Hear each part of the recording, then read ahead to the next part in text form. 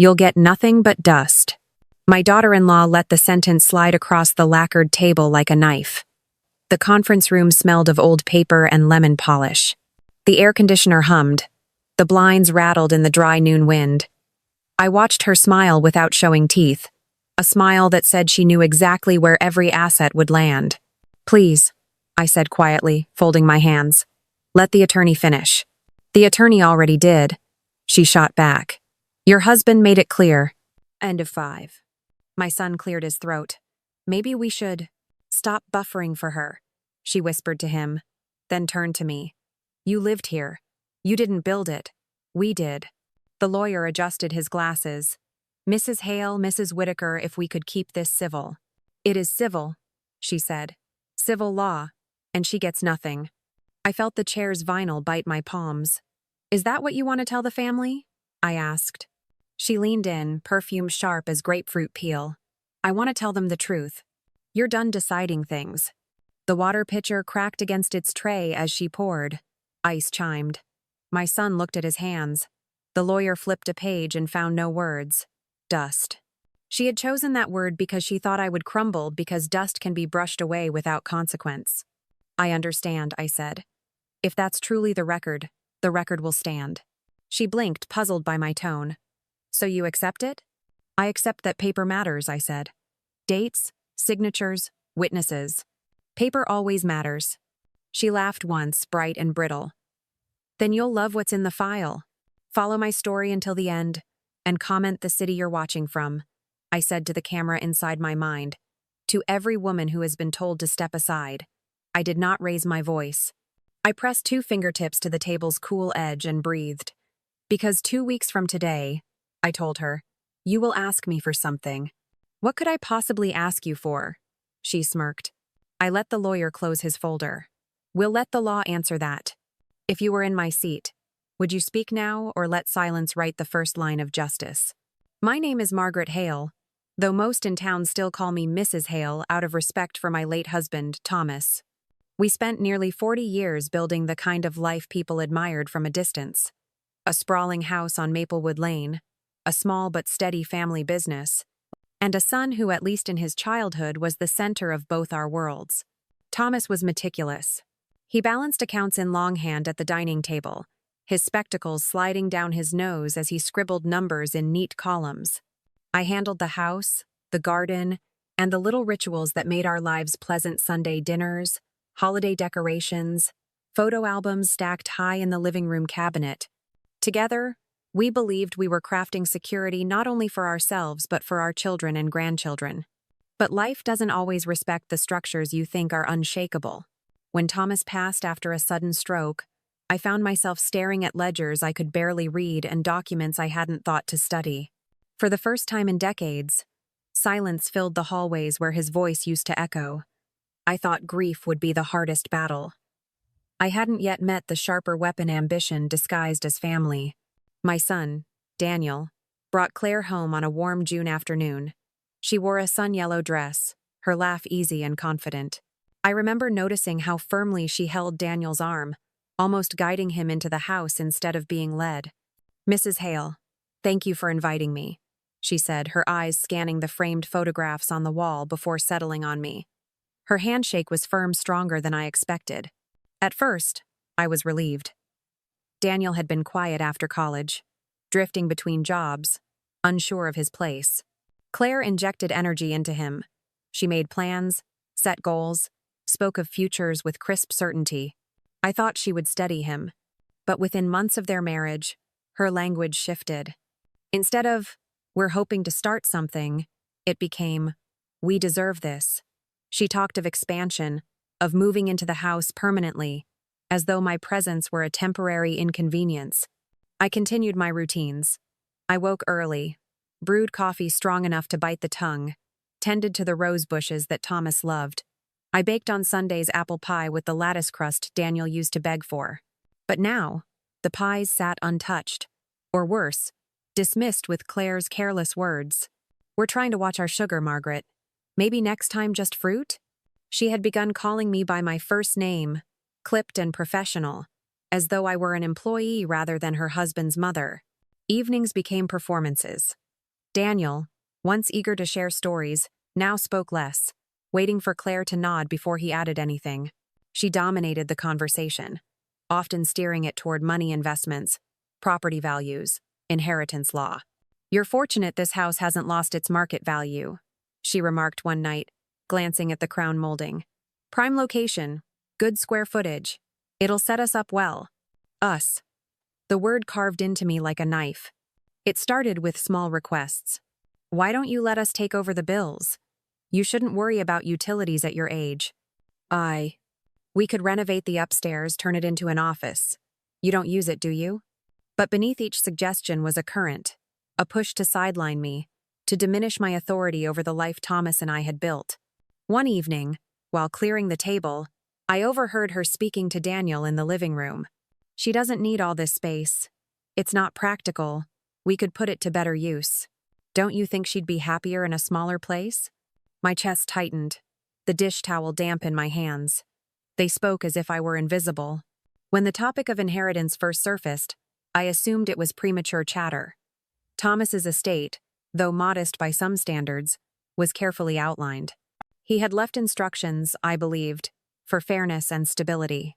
But Claire carried herself with the confidence of someone who already held the keys. She began speaking to relatives as though she were the new matriarch. At barbecues, she dropped casual hints. "When we get everything sorted, maybe we'll remodel the kitchen. When the property transfers, we'll definitely add a pool." The relatives glanced at me, uncomfortable, but no one contradicted her. Grief, at first, made me patient. I told myself she was young, perhaps overenthusiastic, eager to claim her place. But the patience frayed.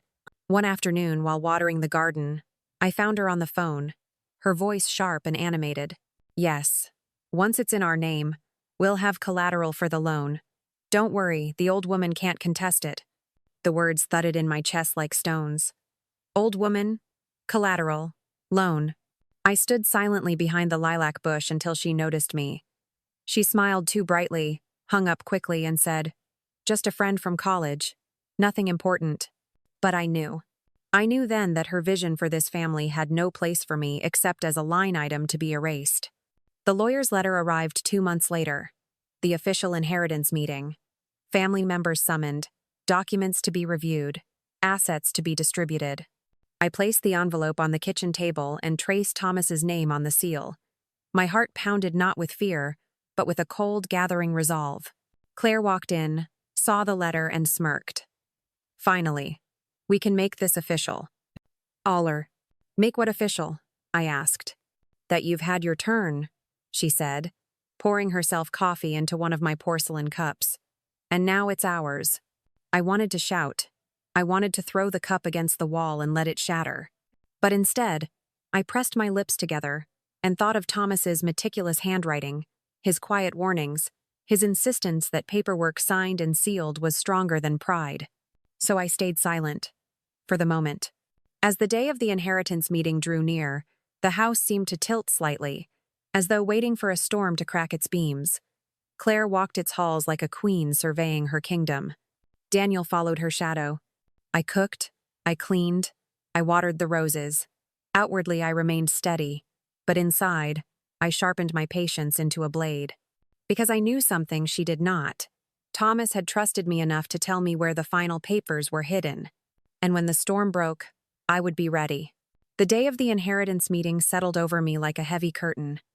I woke before dawn, the house still and cold, and sat at the edge of my bed listening to the silence. My fingers traced the quilt Thomas and I had chosen together years ago. He had always said that fabric remembers the warmth of the people it covers. That morning, I couldn't feel his warmth, only the sharp edge of loneliness pressing against my ribs. I dressed carefully. Not in mourning black, but in a simple navy dress that carried dignity without drama. I wanted to show them, and myself, that I was not fragile dust ready to be brushed away. I carried Thomas's fountain pen in my purse, a small act of rebellion, though I doubted anyone would notice. When I stepped outside, the air was cool, scented faintly of cut grass from the neighbor's lawn. The sky was washed gray, like paper waiting for ink. At the courthouse, the conference room gleamed with the sterile shine of furniture polished too often. The long table reflected the fluorescent lights above, and the blinds rattled each time a draft slipped in. Mr. Carter, the attorney, sat with folders neatly stacked, his glasses sliding down the bridge of his nose. He looked up when I entered, his expression softening. "Mrs. Hale," he greeted. "I'm glad you're here early." "I wanted to gather myself before the storm," I replied. His eyes flicked toward the door, as if he already knew what storm I meant. And then they arrived. Claire was first, of course, heels clicking, chin high, lipstick red as a warning sign. She wore a cream blazer that looked more like armor than clothing, and behind her trailed my son Daniel, shoulders curved inward, his gaze avoiding mine. Claire greeted the room with the confidence of someone convinced the script was already written in her favor. "Right on time," she announced, glancing at her watch. "We wouldn't want to keep anyone waiting. These matters are best settled quickly." I folded my hands in my lap. "Yes," I said softly. "Quick can be good. Or dangerous." She gave me a long look, the corners of her mouth twitching with the beginnings of a smirk, but she said nothing. Mr. Carter cleared his throat and began to read. His voice was steady as he moved through the will. The family home, the business accounts, the retirement savings. Each line felt like a stone dropped into a pond, rippling outward. Claire's nails tapped the table impatiently, the rhythm sharp and deliberate, like a countdown. When Mr. Carter read the line about the family home remaining in the Hale family's possession, she interrupted, her voice bright. "That means us, Daniel and me. We'll maintain it. And I." "Let him finish," I said, my voice quiet but firm. Daniel shifted uncomfortably in his chair, eyes flicking between us. Mr. Carter continued. "However, the rights of occupancy are to be determined in accordance with the surviving spouse's wishes." A hush settled. My pulse beat against my throat. For the first time since Thomas's death, I felt a flicker of safety. He had remembered me. He had left space for me to breathe. Claire's smile faltered, but only for a second. "So she can stay," she said quickly. "That's fine. We'll work around it." The reading moved on. Some funds earmarked for charitable donations, a gesture Thomas had often spoken of with pride. At this, Claire leaned forward, her lips curling. She looked at me directly, her voice pitched loud enough for the entire room. "Well," she said, "looks like you'll get nothing but dust." The words struck me like the slam of a door. Dust. The choice was deliberate, cruel, meant to diminish me into something weightless, irrelevant. I felt relatives shift uneasily in their seats, some looking down, others darting quick glances at me. Even Daniel muttered, "Claire, don't," but his voice was weak, half-hearted. I sat still, gripping the edge of the chair until my knuckles ached. My throat burned with humiliation, yet I refused to let my voice break. "Paper matters," I whispered, just loud enough to be heard. "And it will speak." Her smirk widened, certain I was bluffing. The lawyer closed the folder with a snap, announcing the session over. Relatives filed out, their footsteps echoing in the hallway. Some avoided my gaze, perhaps unwilling to confront the ugliness of what they had witnessed. Others touched my arm gently, small gestures of sympathy that barely scratched the surface of my despair. Claire glided through the group like a hostess at a victory party, thanking people as though she had already won. Daniel lingered at the door, looking at me with the eyes of a boy caught between mother and wife. "Mom," he said quietly, "maybe we can talk later." "I hope so," I replied. The tremor in my voice betrayed me. When the room emptied, I remained seated at the long table, staring at the wood grain as though it might offer answers. Mr. Carter placed a gentle hand on my shoulder. "Mrs. Hale," he said softly, "Thomas trusted you. Don't forget that." The words clung to me as I drove home, the silence of the car pressing in.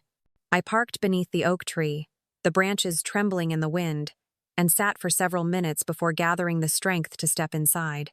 The house greeted me with its usual creaks and sighs, but that night the air felt heavier. I wandered into Thomas's study, the scent of his cologne still lingering faintly in the curtains. His desk sat as he had left it, neat stacks of papers, his pen holder aligned, his leather chair pulled close. My hand hesitated at the top drawer. He had once told me, half in passing, that the real truth always lives in the paperwork. I hadn't understood then. Now, the memory pressed against my chest. The drawer stuck at first, but with a firm tug, it opened. Beneath layers of tax records, I found a slim folder bound with string. My fingers trembled as I lifted it free, the dust motes swirling in the lamplight. I sat down, untied the string, and opened the folder. Inside lay a supplemental will, signed and notarized only weeks before his death. My eyes scanned the words, tears welling. The house was secured for me for life, the business accounts locked in a trust beyond Claire's reach, and savings bonds set aside for grandchildren yet to come. Thomas had thought ahead. He had known what I would face. Relief flooded me, but anger quickly followed. She had mocked me, told me I would receive nothing but dust, while all along Thomas had safeguarded me with ink and signatures. I pressed the document to my chest and whispered, "You saw this coming, didn't you, Thomas?" The night deepened. Rain began to tap against the windows, steady and insistent. I sat in the study for hours, reading every line, memorizing every clause. Each page felt like a shield pressed into my hands. By midnight, I knew one thing with clarity. She believed she held the upper hand, but her arrogance had blinded her. The storm outside was only beginning, and soon it would find its way through the walls she thought she had built. The morning after I discovered the supplemental will, the house felt different, as if the walls themselves exhaled in quiet relief. I placed the folder back in the drawer, this time locking it with a small brass key that Thomas had left dangling on the bookshelf. My heart pounded with the knowledge of what I held, but I kept my face calm, my steps measured. The secret was mine for now, and secrets are strongest when carried in silence. When I walked into the kitchen, Claire was already there, pouring herself coffee from my pot. She turned, smiling too brightly. "Morning, Margaret. Daniel and I were just talking. We're thinking of converting the den into a guest suite. Perfect for when we start hosting." I reached for a mug and poured myself a cup, letting the steam rise between us like a curtain. "You're making plans quickly," I said evenly. Her eyes gleamed. "Of course. This place is practically ours already." She sipped her coffee, then added, almost as an afterthought, "Once the refinance goes through, we'll finally have breathing room." My hand froze halfway to the sugar jar. "Refinance?" I asked softly. She blinked, realizing her slip. "I mean, if we ever decide to refinance. Nothing is settled yet." She waved her hand dismissively, but her tone was sharp, defensive. I stirred my coffee slowly, watching the liquid swirl. "You should be careful with loans. Paper has a way of remembering promises." Her smile flickered. For the first time, a crack appeared in her confidence. That evening, I found Daniel in the garage, sorting through old tools. The air smelled of oil and cedar, familiar and grounding. I leaned against the doorframe. "Son, may I ask you something?" He didn't look up. "Of course, Mom. Do you truly believe your father intended for me to leave this house so soon?" Daniel set down a hammer, rubbed his temples. "Mom, it's not about that. Claire just thinks we need to secure our future. She's trying to make things easier." "Easier for whom?" I asked quietly. He sighed. "You don't understand. Times are different. We have debts, plans, opportunities. She's just practical." At my expense?" My voice cracked. He turned away, shoulders tense. "I don't want to argue." The silence between us stretched like a canyon. I saw the boy I raised, the one who used to run barefoot in the yard, now swallowed by the shadow of his wife's ambition. My chest ached, not only from betrayal but from the loss of the son I once knew. Days passed, and whispers reached me from neighbors. At the market, Mrs. Caldwell approached, clutching her grocery bag. "I hear you might be moving out soon," she said, her eyes darting nervously. "Moving out?" I repeated, startled. "Yes. Claire mentioned it. She said you'd be downsizing and she and Daniel would take over here. People are talking." The words burned. She had already declared my departure as fact, weaving it into conversations as if it were inevitable. My cheeks flushed with shame, though I had done nothing wrong. One evening, I returned from tending the roses to find Claire waiting in the living room. Papers lay neatly spread across the coffee table. She stood beside them, her arms crossed, a smile playing at her lips. Margaret, she began. We need you to sign these. Just formalities, transfer of utilities, some bank authorizations. It'll simplify things for everyone. I approached slowly, picked up the first page. My eyes scanned the words, and my stomach tightened. It was a power of attorney document, giving them control over financial decisions. Do you think I don't read? I asked, my voice low, steady. Her smile thinned. It's just paperwork. I set the page down carefully. Paper always matters. Her eyes hardened, the pleasant mask slipping. You can make this easy, or you can make it hard. But either way, you're not the one in charge anymore. My pulse pounded in my ears, but I forced myself to breathe evenly. We'll see about that, I said, and walked away, leaving the papers untouched. That night, rain streaked the windows, the house groaning beneath the storm. I sat alone in the dim light of the living room, Thomas's pen clutched in my hands. For the first time, doubt overwhelmed me. Could I really withstand her schemes? She was younger, bolder, with Daniel firmly under her influence. Perhaps it would be easier to surrender, to find a smaller place, to live quietly without the constant struggle. I pressed the pen to my lips and whispered, Thomas, you always believed in me, but what if I'm not strong enough? Lightning flashed, illuminating the mantel where our wedding photo stood. Thomas's eyes, captured in black and white, seemed to look directly at me, calm and unwavering. The thunder rolled, and in its echo, I heard his voice as clearly as if he were still alive. Trust the paper. Trust yourself. I rose from the couch, the weight in my chest lifting slightly. Upstairs, in the locked drawer, the folder waited. It was more than a stack of pages. It was proof, protection, power.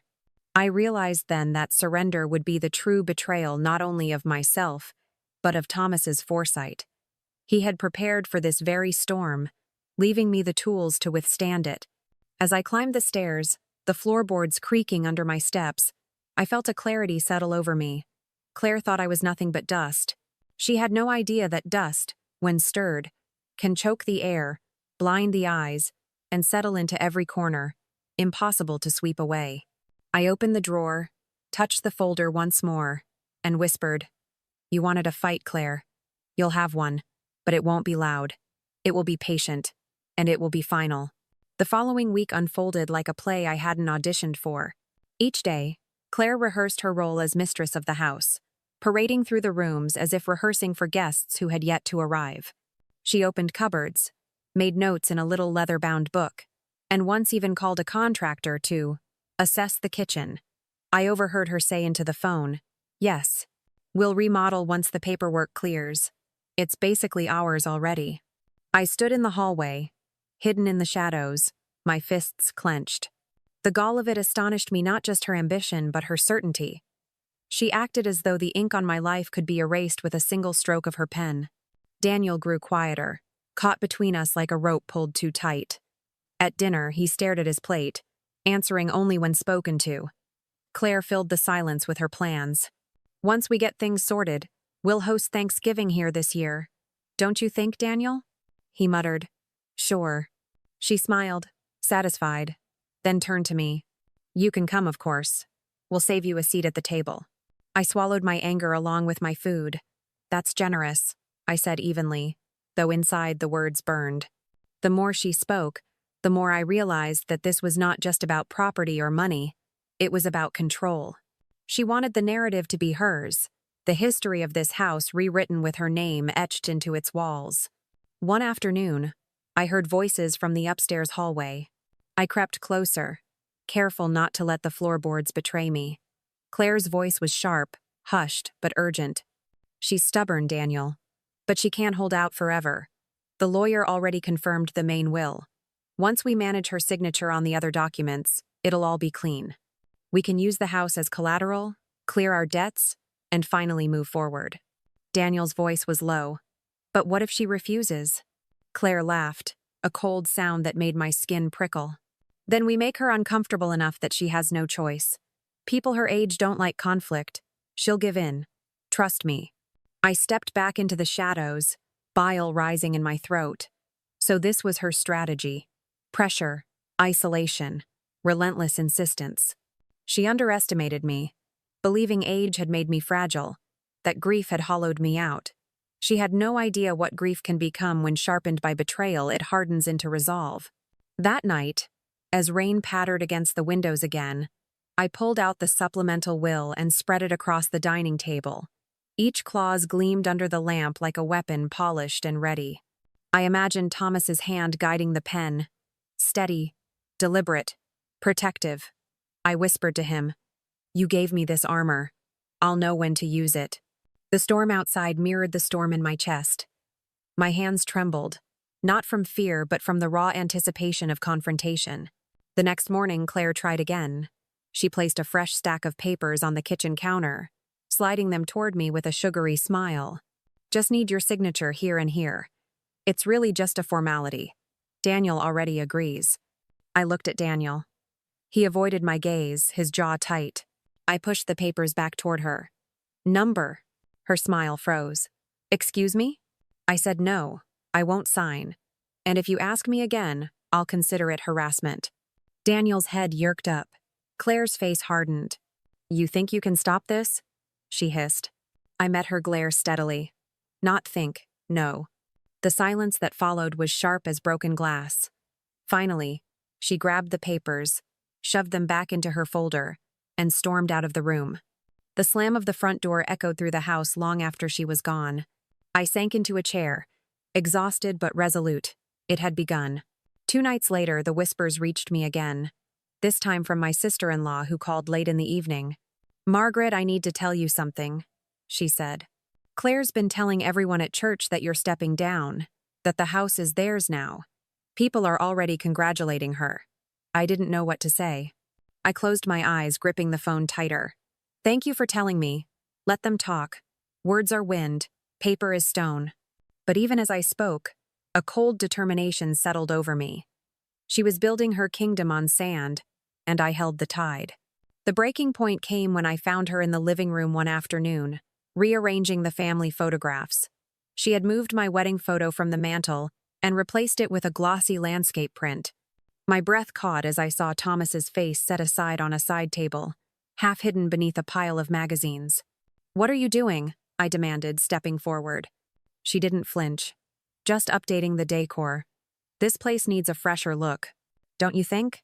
I lifted the photo, brushed the dust from its frame. "This is not decoration. This is history." She smirked. "History doesn't pay bills." Something inside me snapped. I set the photo back on the mantel, my voice rising for the first time. "This house is not yours, Claire. Not today, not tomorrow, not ever. You can rearrange the pictures all you want, but you can't erase me." Her smirk faltered. For a fleeting moment, uncertainty flickered in her eyes. She picked up her folder and left without another word.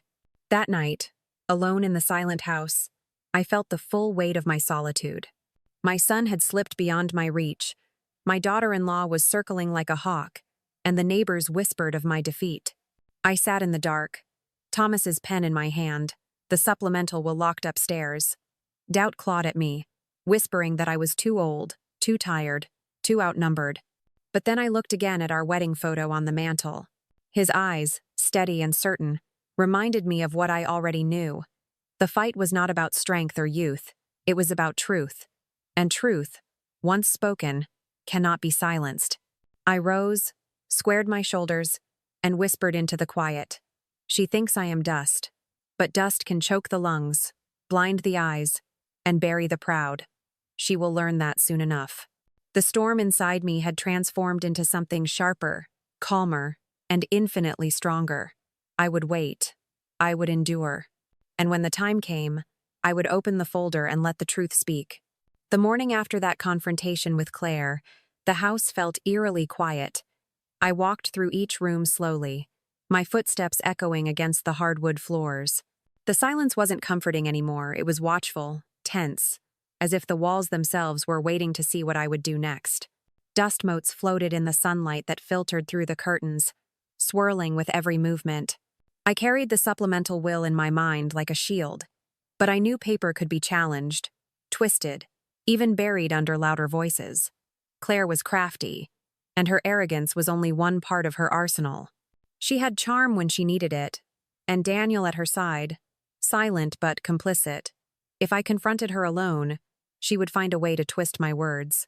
I needed not just the truth, I needed someone who could stand with me when the storm broke. That thought led me to the one person Thomas had always trusted besides me, Mr. Carter, our attorney. I called his office that afternoon, my fingers trembling as I dialed. Mr. Carter, this is Margaret. Could we meet privately? There are documents Thomas left. Something I think you need to see. His pause was brief but weighted. Of course, Mrs. Hale. Come by tomorrow morning. Bring everything. I barely slept that night. Every creak of the house set my nerves on edge. At one point, I thought I heard the sound of the study door handle rattling. I crept upstairs, heart hammering, but found nothing, only shadows stretched long in the moonlight. Still, I locked the drawer again and slipped the brass key under my pillow. If Claire ever suspected what I had, she would not hesitate to search for it. The next morning, I carried the folder pressed against my chest under my coat, the weight of it grounding me. Mr. Carter welcomed me into his office, lined with shelves of law books that smelled of ink and leather. He motioned for me to sit and offered tea. I found this, I said, laying the supplemental will on his desk. My voice shook. Thomas prepared it before he died. He never mentioned it during the earlier reading. Mr. Carter's brows knit as he untied the string. His eyes scanned the pages, his finger tracing each clause slowly. After several minutes, he leaned back, exhaling. This is valid. Signed, dated, notarized, and it supersedes the earlier draft we read at the meeting. Margaret, this changes everything. Tears pricked my eyes. So I'm not imagining it? I still have rights? This house, my life, he protected me? Mr. Carter nodded firmly. You have every right. Claire may try to argue, but the law will hold. The problem, however, is perception. If she spreads lies and convinces others before this comes to light, you could face unnecessary battles. He swallowed hard. She's already doing it. The neighbors, the family, everyone thinks I'm leaving. She's rewriting history before it happens. Mr. Carter folded his hands. Then we must be strategic. Don't confront her yet. Let her show her hand, and then we reveal this at the proper time. I'll stand with you. Those words steadied me more than the paper itself. For the first time, I felt less alone. Back at the house, I kept my composure. I cooked dinner as usual, setting the table with the floral plates Thomas had loved. Claire breezed in, phone pressed to her ear. Yes. We'll have the equity ready in a few weeks, she was saying. The refinance is practically a done deal. She froze when she saw me standing there, spoon in hand. I raised an eyebrow. Business call? She forced a laugh. Just a friend. Daniel came in moments later, looking weary. He kissed her cheek, then sat heavily at the table. Long day, he muttered. I placed the roast chicken on the table. Eat then. Food doesn't argue. Dinner was strained. Claire chattered about renovations. Daniel nodded occasionally, and I ate quietly, my mind racing. Each word she spoke was a brick in the wall she was building around me, but in my purse sat the hammer that could shatter it all. A few days later, fate handed me an unexpected ally. My neighbor, Evelyn, stopped by with a pie, her face pinched with concern. Margaret, I didn't know what to say at church yesterday. Claire was telling people you'd be moving out soon. She even hinted the house would be theirs by summer. My hands tightened on the dish. She said that publicly? Yes. People were congratulating her. I thought you should know. Evelyn leaned closer, lowering her voice. I don't believe her. I remember Thomas. He would never have left you unprotected. If you need someone to stand by you, I will. Emotion swelled in my chest. Thank you, Evelyn. More than you know. That night, I placed Evelyn's pie on the counter untouched. It wasn't the dessert I needed. It was her faith, her willingness to speak the truth when others stayed silent. One evening, I overheard Claire again, this time on the back porch. The cicadas hummed loudly, but her voice cut through. Once she's out, I'll finally breathe. She clings to this house like it's her throne, but she can't last. She doesn't even realize how powerless she is. I stepped onto the porch, the wooden boards groaning beneath me. Powerless? I asked. She jumped, spinning around, her phone clattering to the ground. Her smile reappeared quickly, brittle as glass. Just a figure of speech. I bent, picked up her phone and handed it back. Words matter, I said softly. So does paper. Her smile faltered, but she said nothing, retreating inside with quick steps. The days blurred together, but my resolve sharpened. I began collecting small pieces of evidence, receipts she left carelessly, overheard comments from neighbors, even the faint smell of expensive perfume on Daniel's shirts that didn't belong to her. Each fragment was a thread in a web I would weave when the time came. One night, as I sat in the study rereading the will, Daniel entered quietly. He looked tired, older than his years. "Mom," he said hesitantly, "Claire says you're making things difficult. Why can't you just let us take over? It would be easier for everyone." I looked up, my heart heavy. Easier for her, maybe. Not for me. Not for your father's memory. He shifted, uncomfortable. "She's my wife. I have to stand with her." "And I am your mother," I replied. "One day, Daniel, you'll realize which of us truly stood with you." He left without answering, the door clicking shut behind him. I sat in the silence, tears slipping down my cheeks, but my grip on the folder remained steady. The turning point came one afternoon when Mr. Carter called. His voice was urgent. "Margaret, I've reviewed the documents thoroughly. They are airtight. If Claire pushes, she will lose in court. But you must be ready. She's moving fast." I nodded, though he couldn't see me. "I'll be ready. She won't expect what I hold."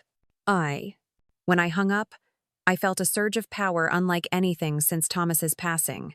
For weeks, she had spoken as though I were dust, a relic to be swept aside. But I was the one holding the foundation. Without me, her plans crumbled. I walked through the house, touching each wall, each frame, each memory. My hands no longer trembled. Instead, they itched with anticipation. She thought the game was hers. She thought my silence meant surrender. But soon, very soon, the silence would break, and the truth would roar louder than her lies. I stood by the window that night, watching headlights sweep across the driveway as Claire returned from another mysterious outing. She stepped out of the car, phone in hand, laughter ringing through the darkness. She didn't see me watching. I whispered into the glass, my breath fogging the pain. "Enjoy your victory lap while you can, because the finish line isn't where you think it is." The shadows in the room thickened around me, but I didn't feel fear. I felt steady, patient, waiting. The law was on my side, the truth in my hand, and soon the stage would be set. She believed I was cornered. She had no idea I was building the trap she would walk into with her own 2 feet. The sun rose too brightly that morning, pouring gold through the curtains as though mocking the heaviness in my chest. I stood in front of the mirror, fastening the pearl necklace Thomas had given me on our 20th anniversary.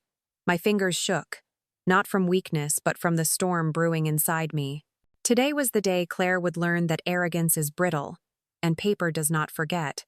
I chose a charcoal gray dress that hugged my frame with quiet dignity, polished black shoes, and the silk scarf Thomas always said made me look unyielding.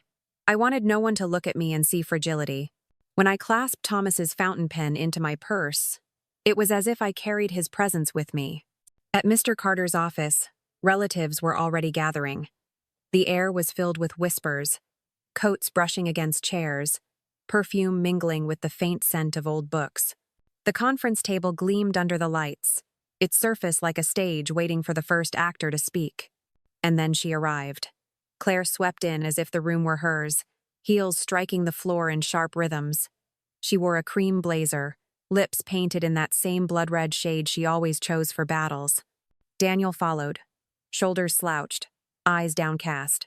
His face bore the strain of a man stretched too thin between 2 loyalties. "Margaret," Claire's voice rang out, too loud, too sweet. "So glad you came. We were just discussing the renovations we'll make once everything is finalized. You'll love what we have planned." I set my purse gently on the table, letting her see the calm in my eyes. Renovations can wait. Paper comes first. The smile on her lips twitched, but she quickly masked it. She sat, lacing her fingers with Daniel's under the table, her nails tapping against his skin. Mr. Carter entered, carrying a thick folder under his arm. The murmurs died at once. He took his seat at the head of the table, adjusted his glasses, and cleared his throat. "Ladies and gentlemen," he began, "we are here to clarify certain details regarding the estate of the late Mr. Thomas Hale." I felt the air tighten. Every breath in the room held hostage. Claire straightened in her chair, eyes gleaming. She believed this would be her coronation. "Mr." Carter glanced at me, then continued, "Before I proceed, Mrs. Hale has brought a document she wishes to share with all of you." All eyes turned. My pulse hammered, but I kept my face serene. Slowly, deliberately, I drew the slim folder from my purse, its string tied in a neat bow.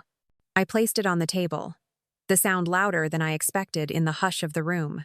"This," I said, my voice steady, "is the final word of my husband." Confusion rippled through the group.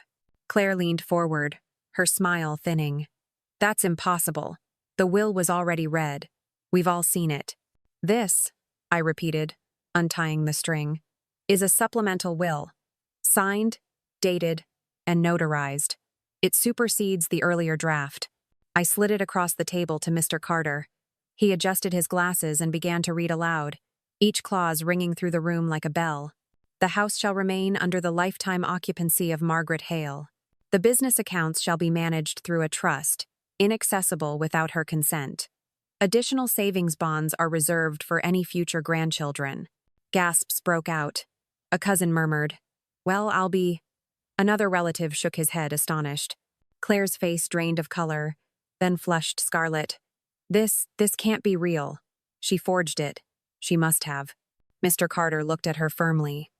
"I assure you, Mrs. Whitaker, this document is authentic. I was present when Mr. Hale signed it. So was another witness. Its legality is indisputable." The relatives buzzed louder now, voices overlapping. Unbelievable. I knew Thomas wouldn't leave her unprotected. Always said she was the backbone of this house. Claire slammed her palm against the table. "No, this isn't fair. We already made plans." "That's the problem," I cut in, my voice quiet but sharp. "You made plans for something that never belonged to you." "Abido." Daniel shifted, his eyes flicking from me to his wife. He opened his mouth, closed it again. Finally, he whispered, "Claire, maybe we should—" "Don't you dare," she hissed at him, her voice cracking. "Don't you dare side with her now." The room fell into a stunned silence. I folded my hands in my lap, the weight of the moment pressing against my ribs, and waited. The silence in the room felt almost physical, pressing against my skin, vibrating in my ears. Claire stood half-risen from her chair, her breath coming fast, her eyes darting like a cornered animal. Daniel still hadn't met my gaze. His head bowed, his fingers twisted together in his lap. Mr. Carter cleared his throat and tapped the pages with one finger. "I must emphasize that this supplemental will is legally binding. There is no ambiguity here. Mr. Hale's intentions were clear, and he took the proper steps to ensure his wishes were respected." Claire's voice sliced through the air. "You're lying. You've always favored her. You're just twisting things to protect her." Mr. Carter bristled but remained calm. "I am an officer of the court, Mrs. Whitaker. My reputation stands on decades of service. If you wish to accuse me of falsifying legal documents, you may try, but you will fail. The notarization and signatures are indisputable." Murmurs swelled again among the relatives. Aunt Lydia leaned forward, whispering loudly enough for half the room to hear. "I knew Thomas was too smart to leave everything wide open. That girl has been bragging for weeks." Claire's face contorted, her polished veneer cracking. "This isn't about smart or not. It's about fairness. Daniel and I deserve this house. We've built our lives around it. We've already told people." "That," I said softly, "was your mistake." She whipped her head toward me. "What do you mean?" I lifted my chin, letting the hush settle again before I spoke. "You told everyone I was leaving. You told neighbors, people at church, even family. You painted me as a relic already gone. But the truth was here all along, waiting. Paper doesn't bend to arrogance, Claire. It waits for the right moment, then it speaks." Gasps rippled again. Evelyn, who had slipped quietly into the back row, stood then. Her voice was steady, ringing with conviction. "She's right. I heard Claire myself, telling people at church that she would be taking out loans on this house. She said Margaret was moving out, that it would all belong to her and Daniel by summer. The room erupted. Relatives' voices overlapped, a storm of disbelief and condemnation. Loans? On the family house? Shameless. Poor Thomas, turning in his grave. Claire's mouth opened and closed, her face crimson. She's lying. Evelyn has always been jealous of me. But Evelyn's gaze never wavered. I gain nothing from this. I only tell what I heard with my own ears. Daniel buried his face in his hands. His shoulders sagged as if all the air had been pulled from him. I watched him silently, my heart aching. He was my son, but he had let himself be molded. His spine softened until he bent wherever she pushed him. Claire's voice cracked now, desperation creeping in. You don't understand. We needed this. We had debts, plans, dreams. This house was our future. No, I said quietly. This house was never yours to gamble with. It was built on years of sweat, of faith, of love. Thomas and I poured our lives into it, and he made sure it would remain in the hands of someone who respected it. You're cruel, she spat. You're taking everything from us. I leaned forward, my eyes locked on hers. You tried to take everything from me. Don't confuse justice with cruelty. The room hushed again, the weight of my words settling like dust. Mister, Carter closed the file with a deliberate snap. The matter is settled. The estate remains as written. Any further attempts to claim otherwise will not only fail but may be considered fraud. Claire sank into her chair, trembling, her hands balled into fists. For the first time, I saw fear in her eyes, a flicker of doubt beneath the rage. Daniel finally looked at me then, his face pale and drawn. Mom, he whispered, voice breaking. I didn't know Dad had done this. I studied him, my heart torn. And yet, you believed her. You let her tell you I was nothing. That is what hurts most. He flinched, lowering his eyes again. The relatives began to stand, the meeting dispersing in waves of whispers and sidelong glances. Some came to squeeze my hand, murmur their support. Others shook their heads at Claire as they passed, their disappointment heavy. When the room had thinned, Claire stood abruptly, grabbing her purse. She looked around wildly, as if still searching for someone to back her up. No one did. She turned to me, her voice trembling with rage. You think you've won, but you haven't heard the last of this. I met her gaze calmly. Perhaps not. But today, the law heard me, and it spoke louder than your lies. Her lips curled, but no words came. She stormed out, Daniel trailing after her, his shoulders slumped. The door slammed behind them, leaving the room vibrating with the echo. I exhaled slowly, my hands unclenching from fists I hadn't realized I'd made. My body trembled with exhaustion, but inside, a fierce calm spread. I had not only defended what was mine, I had shown her that dust, once stirred, can choke. But even as I gathered the papers back into my purse, I knew the battle was not entirely over. Pride like hers doesn't collapse in a single day. Pride lingers, festers, claws for scraps. And sometimes, desperation is louder than arrogance. Somewhere deep in my chest I felt it.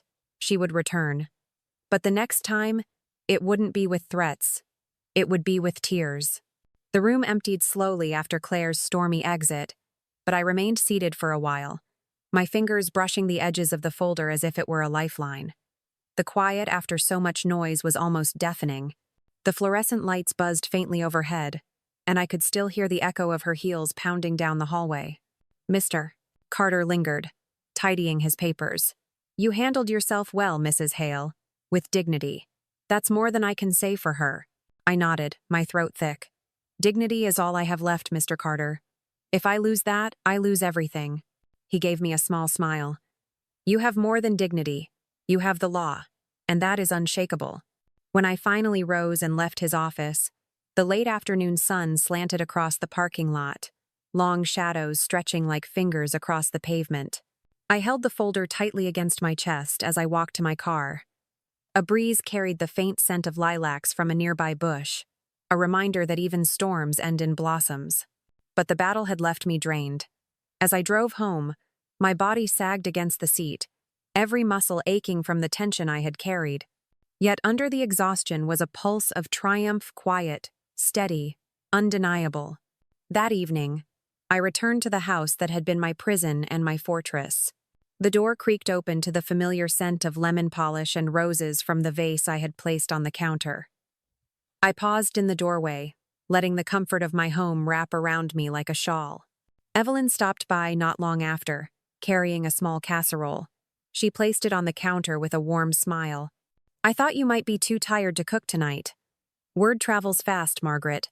People are talking, and this time they're talking with respect. I hooked her, my eyes misting. "Thank you, Evelyn, for speaking the truth when no one else dared." She patted my hand. She made herself look a fool today. Sometimes the best revenge is simply letting people reveal who they really are. Her words settled into me like balm. I realized she was right. Claire had destroyed herself more effectively than I ever could. Over the next few days, the ripples spread. Relatives who once avoided me now called to apologize for doubting. Neighbors stopped me in the yard to express support. Even the grocer, who usually kept conversation to the weather, said quietly, "Good for you, Mrs. Hale. Good for standing tall." But in the quiet hours, when I was alone with my thoughts, I felt a heaviness pressing down. It wasn't victory that weighed on me. It was the certainty that Claire would not let go so easily. She had invested too much pride, too many lies.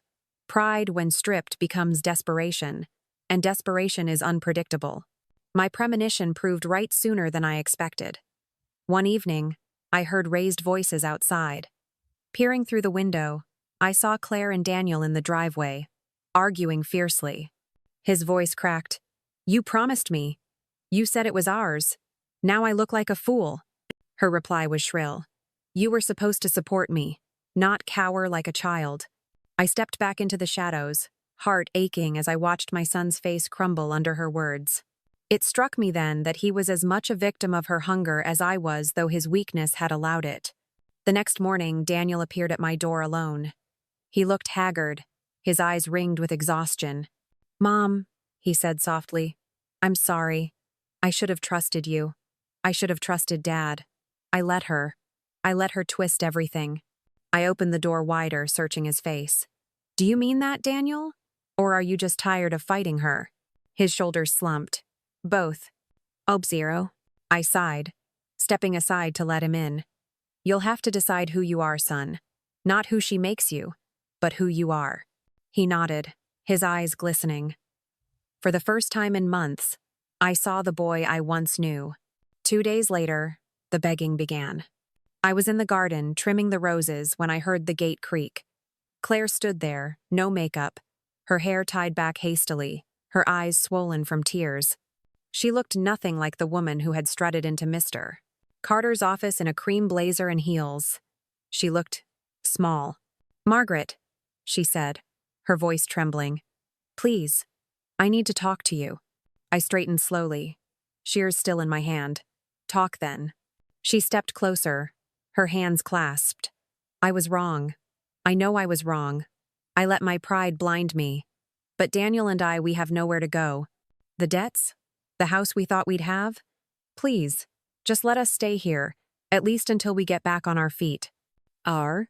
Her words spilled out like broken glass, sharp and desperate. The woman who once smirked and promised me dust now stood begging in the garden, tears streaking her cheeks.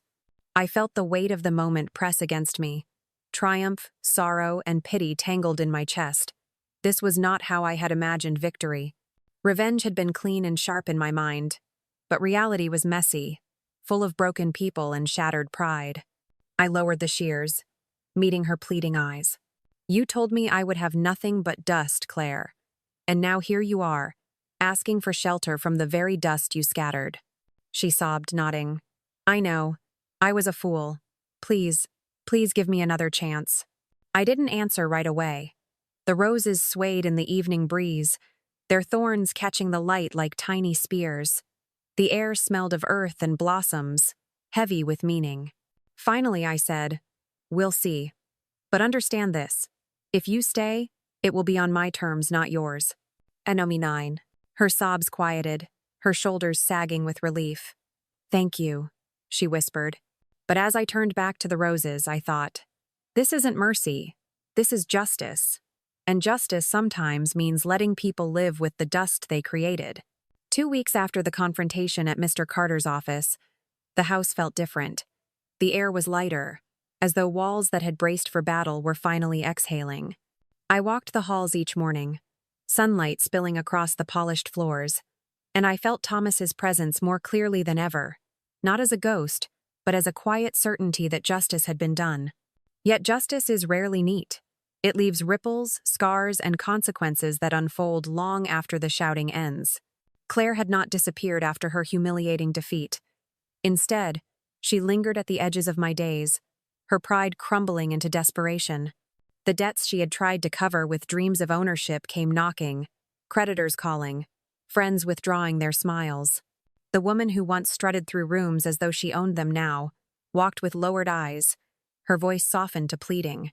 Daniel, caught between shame and exhaustion, moved like a shadow. He came to me often in those weeks, sitting at the kitchen table with his head in his hands. "I don't know what to do anymore, Mom," he confessed one evening. "She's not the same. Or maybe, she's always been this way, and I just didn't want to see it." I poured him coffee, the steam curling between us. "We all choose what we see, Daniel, but eventually, truth doesn't give us a choice. It forces our eyes open." He looked up, tears brimming. "Do you hate me?" The question cut deep. I reached across the table, covering his hand with mine. "No, son, I hate what you allowed. But you are my child. That will never change." His shoulders shook with silent sobs, and I realized that forgiveness could coexist with disappointment, that love does not erase mistakes but survives them. Claire's desperation grew until one evening, she stood in my garden, tears streaking her face, begging for shelter. "Please, Margaret," she whispered, her voice breaking. "We have nowhere to go. Just let us stay, at least until we can breathe again." The memory of her smirk at the inheritance meeting flashed through my mind, her promise that I would get nothing but dust. How quickly the wind had shifted. I considered the roses around us, their blossoms heavy with fragrance, their thorns glinting in the fading light. "You may stay," I said finally. "But understand this. You live here under my rules. No more lies, no more schemes. You will respect this house, or you will leave it." "Endo." She nodded quickly, her relief palpable. "Yes, of course. Thank you. But gratitude is not the same as transformation." I knew that. She would live with the knowledge that her kingdom had been dismantled by her own pride, that she survived now only by my allowance. That was punishment enough. In the weeks that followed, life settled into a fragile rhythm. I tended the roses, cooked dinners, and walked the halls at night without fear of being erased. The neighbors greeted me with warmth again. Evelyn often stopped by, bringing pies and quiet companionship. Claire kept to herself mostly, her laughter muted, her presence subdued. Sometimes I caught her staring at me with a mixture of resentment and awe. Perhaps she realized that true strength doesn't always roar, it can whisper, wait, and strike at the right time. Daniel worked longer hours, trying to mend the cracks in his life. He came home tired, but his eyes slowly cleared of the fog that had once clouded them. Sometimes, late at night, I heard him and Claire arguing softly in their room, voices muffled but sharp. That was their burden to bear. For me, peace was not in their suffering, but in the knowledge that I had stood my ground without cruelty, that I had honored Thomas's foresight and my own dignity. One evening, as I sat on the porch with a cup of tea, the sun dipped low, painting the sky in streaks of gold and crimson. I thought of Thomas, of his quiet wisdom, of the way he always said, "Paper is patient, but truth is permanent." I whispered into the fading light, "We did it, love. We kept what was ours." The roses swayed in the breeze, their scent wrapping around me like a promise. And now, I turn to you, the one who has walked through this story with me. Tell me, if you were in my place, would you have let Claire stay under your roof after everything she did? Or would you have cast her out to face the world alone? Leave your thoughts in the comments. Because this story may be mine, but the questions it raises belong to all of us. Stay with me, because the next chapter, another tale of family, betrayal, and justice is already waiting. And trust me, You won't want to miss what comes when secrets are dragged into the light.